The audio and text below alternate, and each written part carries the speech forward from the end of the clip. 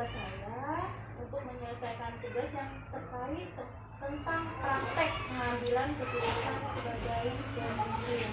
Tugas dari demonstrasi kontekstual modul 3.1.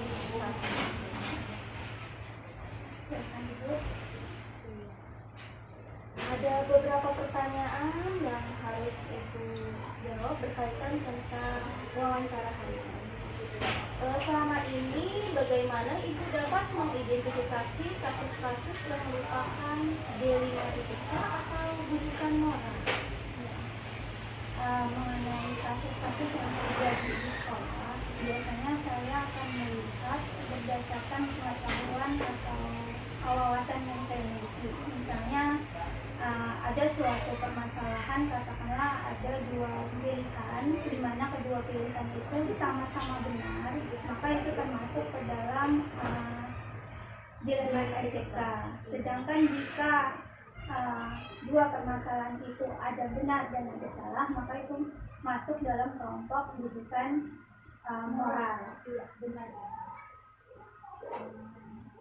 Selama ini bagaimana Ibu menjalankan pengambilan keputusan di sekolah, terutama untuk kasus-kasus di mana ada dua kepentingan yang sama-sama benar atau sama-sama mengambil nilai kebajikan?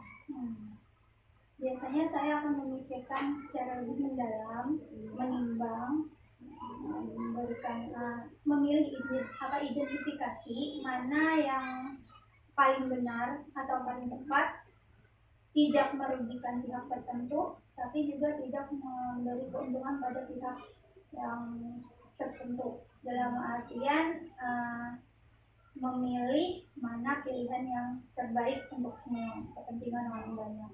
Ya, dalam artian itu untuk kepentingan bersama atau untuk orang banyak ya Bu ya.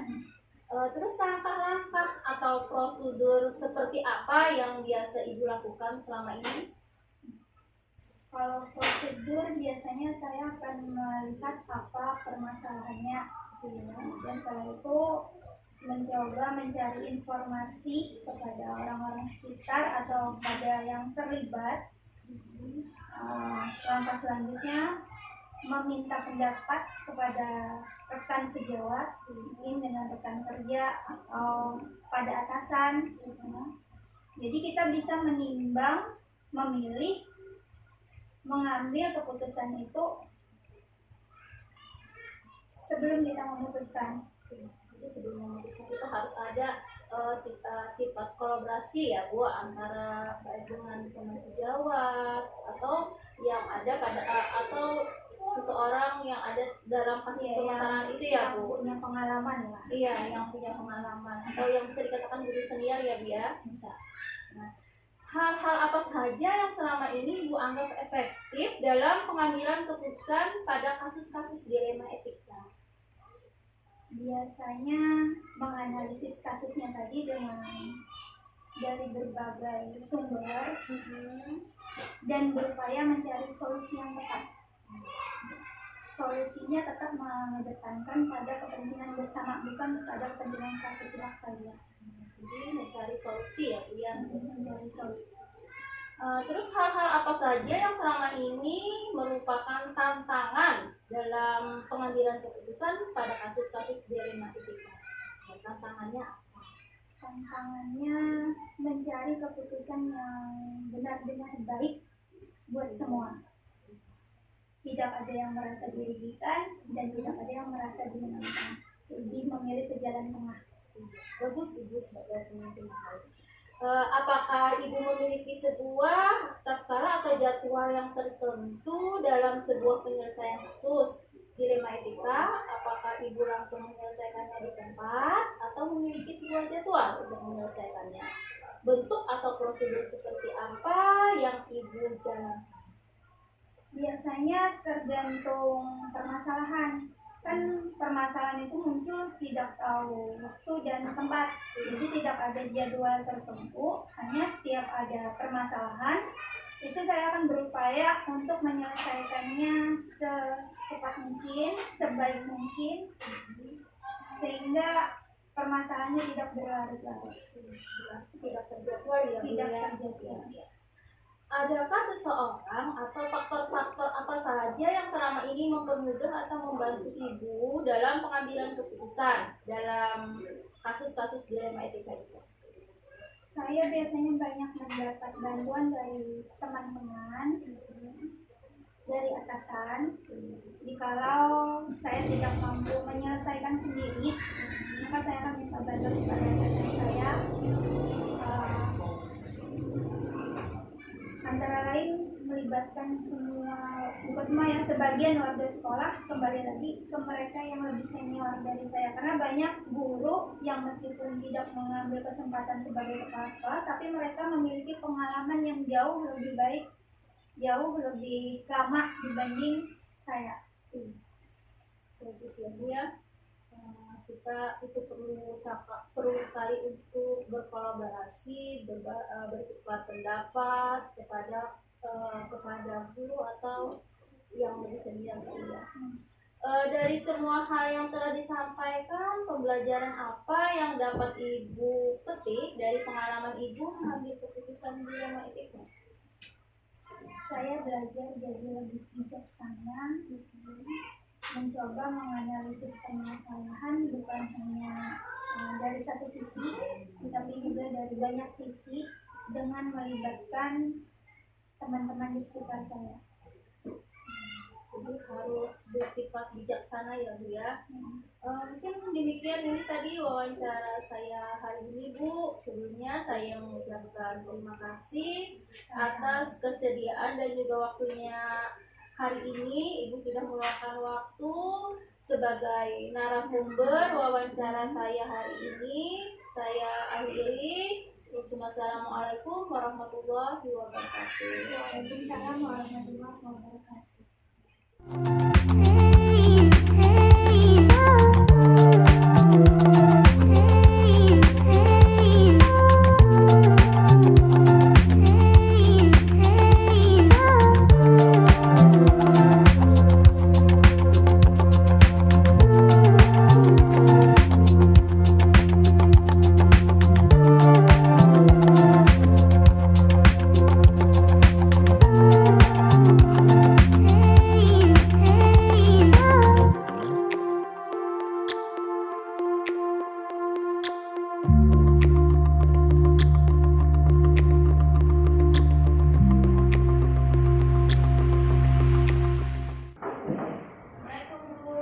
Waalaikumsalam, Bu Maria.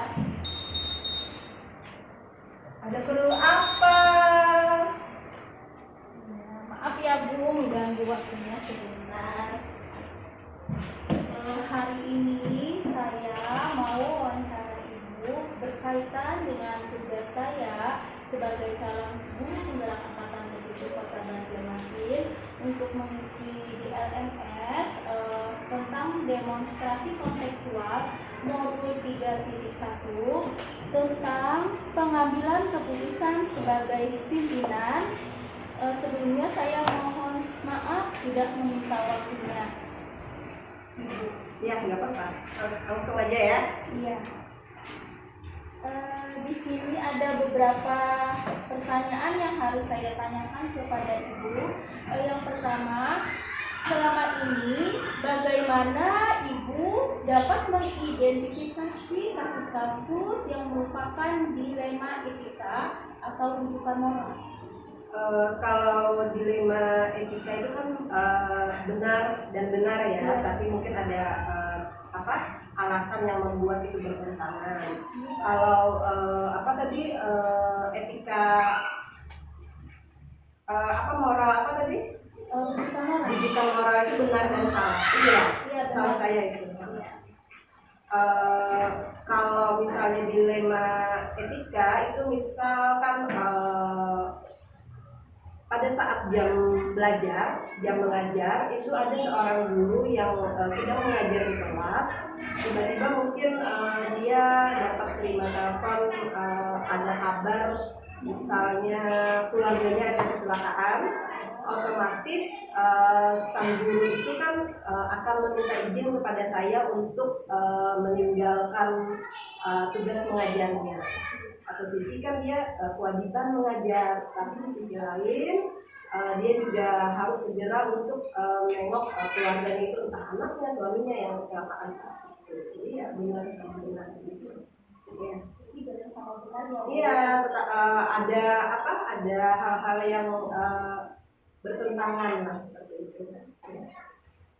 Selama ini bagaimana Ibu menjalankan pengambilan keputusan di sekolah Ibu, terutama nih untuk kasus-kasus di mana ada dua kepentingan yang sama-sama benar atau sama-sama mengandung nilai negatif? Yang pasti kita cari fakta dulu, kemudian kalau sudah kita cari informasi dari fakta tersebut, baru kemudian kita analisa benar apa tidak alasan yang dia buat.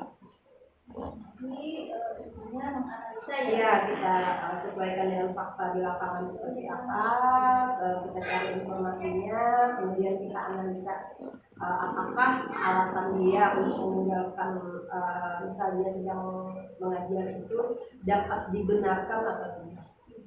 Bagus sekali. Terus langkah-langkah atau prosedur seperti apa yang Ibu lakukan selama ini? Langkah-langkahnya sebenarnya tidak terlalu banyak, yang pasti siapa saja yang terlibat, kemudian kita cari informasi, kemudian kita sambil menganalisis, kita ambil keputusan berdasarkan informasi tersebut. Jadi mengambil keputusannya berdasarkan informasi ya? Saya setelah informasi tersebut dianalisa. Hal-hal apa saja yang selama ini Ibu anggap efektif dalam pengambilan keputusan? Khususnya nih pada kasus-kasus dilema etika, Bu. Iya.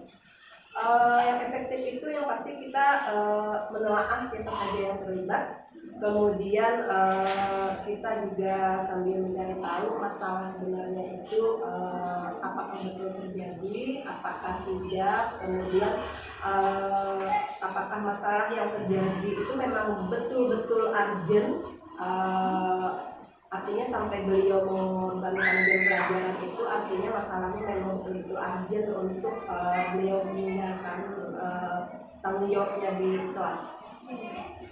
Benar sekali.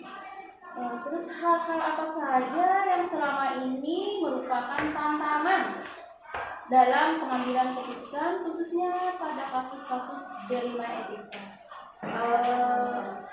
Tantangannya sih sebenarnya kita sebagai pimpinan itu cuma harus jeli dan harus bijak dalam mengambil keputusan. Apakah keputusan kita itu sudah benar untuk mengizinkan guru tersebut keluar kelas atau tidak? Kembali lagi, apakah alasannya itu betul-betul karena alasan yang mendesak atau tidak? Karena kalau misalnya dengan alasan yang mendesak dan penting atau urgent, ya otomatis kita pasti membolehkan. Jadi dalam pengambilan keputusan itu memang harus betul-betul bijak. Bagus ya, Bu, sebagai seorang pemimpin. Apakah Ibu memiliki sebuah tatkala ada jadwal tertentu dalam sebuah penyelesaian kasus dilema etika?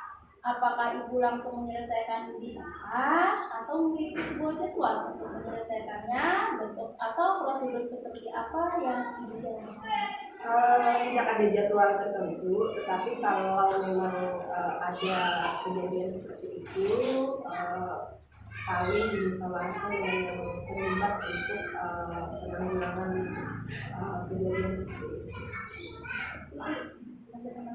Iya, harus berkolaborasi ya. Iya, otomatis kan misal nih ketika si guru ini meninggalkan kelas, otomatis ibu harus secepatnya mencari guru pengganti di kelas tersebut supaya anak-anak tidak terbengkalai, ya kan? Seperti itu. Jadi dimusyawarahkan dulu secara cepat dan efektif supaya kelas tidak tertinggalkan dan ibu tersebut bisa segera menyelesaikan masalahnya yang ada di rumah. Lebih penting ya Bu, antara kolaborasi. Iya, harus kolaborasi dengan guru di sekolah. Adakah seseorang atau faktor-faktor apa yang selama ini mempermudah atau membantu Ibu dalam pengambilan keputusan dalam kasus dilema ini? Biasanya pihak-pihak yang memang terlibat itu, kemudian mereka yang bisa menghargai keputusan saya bahwa memang harus yang seperti itu yang dilakukan. Jadi biasanya itu guru-guru yang terlibat itu dan menghargai keputusan saya adalah orang yang apa tadi pertanyaannya yang penting di dalam pengambilan keputusan. Ya, ini mungkin pertanyaan yang terakhir ya Bu. Dari semua hal yang telah disampaikan Ibu tadi, pembelajaran apa yang dapat Ibu petik dari pengalaman Ibu mengambil keputusan dirinya? Yang pasti keputusan yang diambil itu harus merupakan keputusan yang memang betul-betul bijak, tidak merugikan siapapun, kemudian tidak dan jangan sampai ada siswa yang dirugikan. Jadi keputusannya harus bicara, tidak merugikan Siapapun, apalagi siswa tidak boleh dirugikan. Sangat bagus sekali. Demikian wawancara saya hari ini. Cukup sekian Bu, saya mengucapkan terima kasih banyak atas kesediaan Ibu dan juga saya meminta waktu Ibu untuk menjadi narasumber saya. Sekali lagi saya ucapkan terima kasih Bu. Semoga ilmu yang kita dapatkan bisa bermanfaat. Semoga sukses ya Bu Maria ya sebagai calon guru penggerak ya.